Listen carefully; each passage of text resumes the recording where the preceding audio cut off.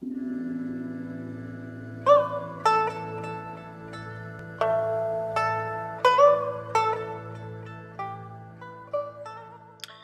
and welcome back to the China blog. This is Jeff Kidd, and we're going to kind of dive right in. This is our first full day in China, but actually it kind of gets off to a slow start for you, Deb, because you spent some time in a Chinese hospital, so you're not in some of these early pictures of the summer palace that you're looking at here, but you get to join us a little bit later in the day.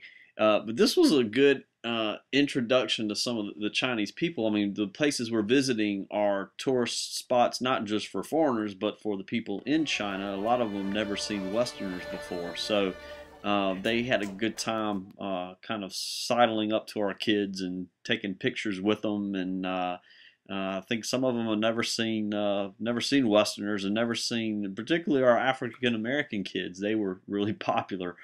But these are some of the things we saw. The summer palace was really beautiful. I wish you'd been there, hon. But Me too. here we're getting some Tai Chi lessons. We'll let you kind of watch this. We got a little video here. Sit. Ball. One, two, three, four. It didn't happen. And we were kind of gathering a crowd. Actually, some people coming by and watching us here. Alex Simmons gets a little pat on the rear of encouragement from our instructor. But they spent a lot of time with us doing this. This was a lot of fun. I think the kids really enjoyed it and got a little exercise. It was pretty hard.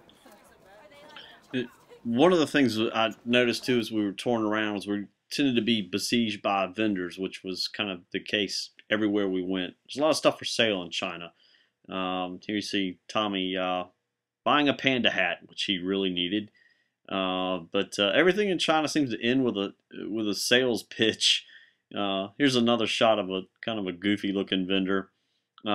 Just a couple shots from the pearl factory that we went to. I was doing some serious guilt buying because, Debbie, you weren't with us. You were at the hospital that morning. There's an essay in here about that. But here at Tiananmen Square, we'll get a couple of shots from the hospital. But this is where you rejoin us.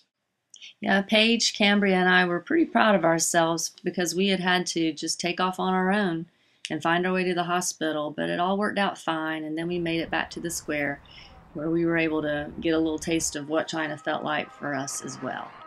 I actually found Tiananmen Square a little bit creepy just because we know as Westerners what happened there.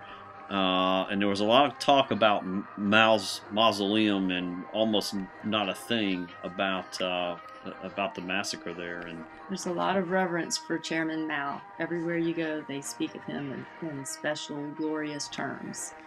yeah, special man.